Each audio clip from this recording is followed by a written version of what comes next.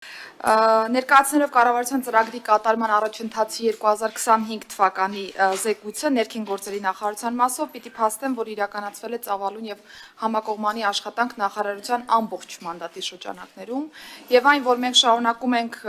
զեկույցը ներկայացնել բաց տրամաբանության մեջ, սա հենց մեր ռեֆորմների նվաճումներից մեկն է նաեւ, որովհետեւ տարիներ շարունակ հատկապես ոստիկանության ոլորտում իրականացված աշխատանքները եւ ոստիկանության ոլորտի խնդիրները մենք չենք քննարկել նման հարթակում եւ խորհրդարանական վերահսկողություն ըստ այդմ պատշաճ կերպով չի ապահովել այն ամբողջ գործիքակազմով, որը հնարավոր է ունենալ։ Մինչ մանրամասներին անդրադառնալը հարգելի գործընկերներ ցանկանում եմ մի քանի տվյալ հանրայնացնել, որի շուրջ եւ ոչ միայն կկառուցեմ իմ հետագա խոսքը եւ կներկայացնեմ կատարված աշխատանքները։ Առաջին արձանագրումը, որ անկախությունից ի վեր 2025 թվականը առաջին տարին է, երբ մենք քաղաքացիների միգրացիոն դրական սալդո ունենք։ Սա նշանակում է, որ հաստատված խաղաղության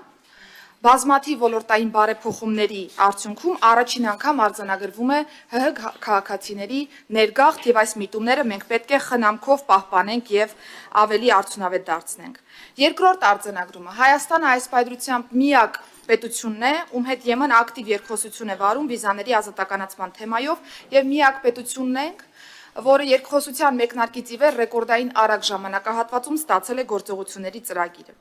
Հայաստանը ներդնում է ԵՄ նոր ստանդարտին համապատասխան կենսաչափական համակարգ վերջապես։ ՆԳՆ համակարգում հանրային ծառայությունների ոլորտում աննախադեպ ծավալի թվայնացման աշխատանքներ են իրականացվում։ Հայաստանն ընդգրկվել է World Travel Index-ի ճամփորդության համար աշխարհի ամենաապահով երկրների ցանկում եւ 193 երկրների շարքում 13-րդ տեղում է 90.27 ինդեքսով։ Հաջորդ արձանագրումը 2025 թվականի կտրվածքով Հայաստանում կատարված հանցագործությունների եւ դրանցով հարուցված վարույթներով 2024 թվականի համեմատությամբ արձանագրել ենք հանցագործությունների թվի նվազում 3.2%-ով, ինչն իրավապահ համակարգի աշխատանքի արդյունքն է։ Հայաստանի ճանապարհների 2024-2025 թվականներին կտրվածքով խնայվել է 95 կյանք տրանսպորտային միջոցների անընդհատ աճին զուգընթաց։ Աճել է ոստիկանության նկատմամբ վստահության մակարդակը հասցնելով հարցվածների 61%-ին։ Եվ վերջին արձանագրումը չնայած արտակարգ դեպքերի եւ պատահարների թվի աճին 2025 թվականին դրանց հետևանքներով տուժածների թիվը նվազել է 1601-ով, իսկ զոհերի թիվը 59-ով։ Հիմա ավելի մանրամասն հարգելի գործընկերներ, սիրելի ներկաներ, սիրելի հայրենակիցներ։ Հաշվետու տարում շարունակվել է միգրացիա եւ քաղաքացիության ոլորտի զարգացման աշխատանքները եւ ես ինչպես նշեցի, մենք ստացել ենք գործողությունների ծրագիրը եվրոպական կողմից եւ ես որպես գլխավոր բանակցող եւ 2025 թվականի նոյեմբերի 5-ին ստացել եմ գործողությունների ծրագիրը, այն անմիջապես հանրայնացվել է թե բնօրինակով եւ թե նաեւ հայերեն թարգմանությամբ, որպիսի մեր քաղաքացիները եւս կարողանան հետեւել եւ հասկանալ, թե պետությունը ինչպիսի հանձնառություն է ստանձնում Եվրոպական միության վիզաների ազատականացման երկխոսության շրջանակներում եւ կարողանան հետեւել դրա առաջխաղացմանը։ Փաստեմ, որ ներքին գործերի նախարարությունը ստանձնել է այս համատեքստում միջգերատեսչական համակարգողի դերը եւ զուգահեռ աշխատում ենք բոլոր մեր գործընկեր գերատեսչությունների հետ, որոնք հանդիսանում են ծրագրի որևէ հենանիշի հասցեատեր։ Եռում փուլում են գտնվում նոր կենսաչափական համակարգի ներդրման հետ կապված աշխատանքները եւ ես ուրախությամբ պիտի փաստեմ, որ ի վերջո Հայաստանի Հանրապետությունը կկարողանա իր քաղաքացուն տրամադրել նոր սերնդի կենսաչափական փաստաթղթեր, անձահաստատող փաստաթղթեր եւ այս ժամկետը մեզ համար 2026 թվականի աշունն է։ 2025 թվականի ապրիլին ինչ ենք իրականացրել, ինչ ենք հասցրել իրականացնել այս մասով։ 25 թվականի ապրիլից, այսինքն պայմանագրի կնքումից ի վեր ձևավորել ենք մի շարք մասնագիտական խմբեր, որոնք աշխատել են տարբեր ոլորտներով, սկսած դիզայնից ավարտած անվտանգային ամենանուրբ բաղադրիչները, որոնք իհարկե առաջին հայացքից տեսանելի չեն, բայց դրանք ամուր հենք են ապահովում, որպիսի անձի ինքնության հետ կապված նոր ստանդարտ ունենանք Հայաստանի Հանրապետությունում։ Հիմնովին վերանորոգվում է վարչական շենքը, որը ծառայելու է որպես միջազգային ստանդարտներով կառուցվող տվյալների կենտրոն։ 25-ին արդեն հասցրել ենք ավարտին հասցնել շենքի քանդման եւ նոր հատակագծով չափագրման եւ մոդելավորման աշխատանքները։ Նշեմ, որ Երևանի ամենաբանուկ երկու առևտրային մոլերում մենք ի վերջո մշակութային փոփոխություն ենք բերելու եւ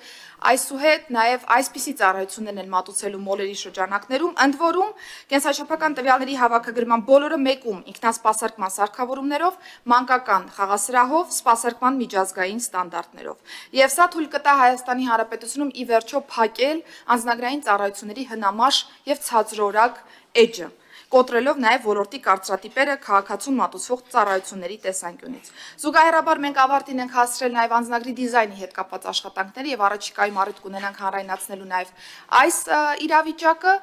Նշեմ, որ արդեն նույնականացման քարտերը ուղարկվել են մեծաքանակ տպագրության, այսինքն այստեղ եւս նույնիսկ տեխնիկական առումով մեծ առաջընթաց ունենք։ Ազգային ժողովի հետ սերտ գործընկերության արդյունքում 25 թվականի հուլիսի 3-ին ընդունվել է բնակչության պետական ռեգիստրի մասին օրենքը եւ այս օրենքի նախագծով մենք ի վերջո մեր բնակչության մասին ավելի ճշգրիտ պատկերացում ենք ունենալու, ձևավորվելու է նոր բնակչության ռեգիստր եւ նաեւ նշեմ, որ քաղաքացուն անվերջ այս կամ այն պետական մարմին ուղղորդելու, անընդհատ տեղեկանքներ վերցնելու պրակտիկան այս նոր բնակչության պետական ռեգիստրով կրկին փակելու ենք եւ սա ցույց է տալու, որ եթե պետությունը ունի տվյալ քաղաքացու մասին, այլևս այս տեղեկատվությունը պիտի հասանելի լինի ցանկացած գործարքի շրջանակներում եւ յուրաքանչյուր ոք նաեւ հնարավորություն ունի սեփական տվյալը խմբագրելու, դիմում ներկայացնելու ներքին գործերի նախարարության, ինչը մինչ այս պահը ուղղակի անիրատեսական, կարելի ասել, մոտեցումների շարքին էր դասվում։ Մշակման փուլում է գտնվում միգրացիայի ոլորտի նոր ռազմավարությունը, որտեղ առանձին անդրադարձ է կատարվում Հայաստանի Հանրապետության քաղաքացիության ինստիտուտին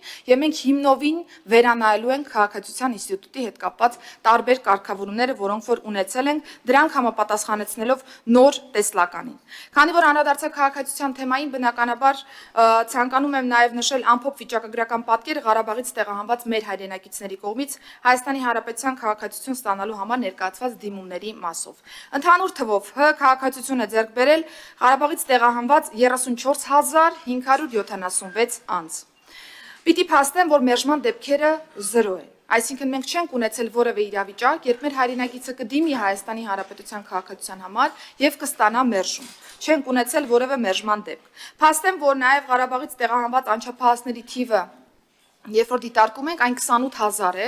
եւ նրանցից արդեն 12000-ը անձնագրավորման եղանակով ձեռք են բերել Հայաստանի Հանրապետության քաղաքացիություն։ Ընդ որում նաեւ ուրախ եմ արձանագրելու, որ վերջին ժամանակահատվածում աճել է նաեւ դիմումների տեմպը։ Երբ որ մենք 2026 թվականի հունվարի 1-ին գործարկեցինք նոր պլատֆորմը քաղաքացիության դիմումների ստացման, մենք նկատում ենք, որ եթե անցած տարի, օրինակ 2025 թվականի առաջին կիսամյակում մենք ստանում էինք շուրջ 4000 դիմում քաղաքացիության մասով, 2026 թվականի առաջին 2.5 ամսվա կտրվածքով արդեն այս թիվը հատել է 5000-ը, սա նաև մեր քաղաքացիների, մեր հայրենակիցների նաև պատրաստակամության մասին է խոսում ինտեգրվելու, իրենց հետագան Հայաստանի Հանրապետության հետ կապելու եւ մենք այո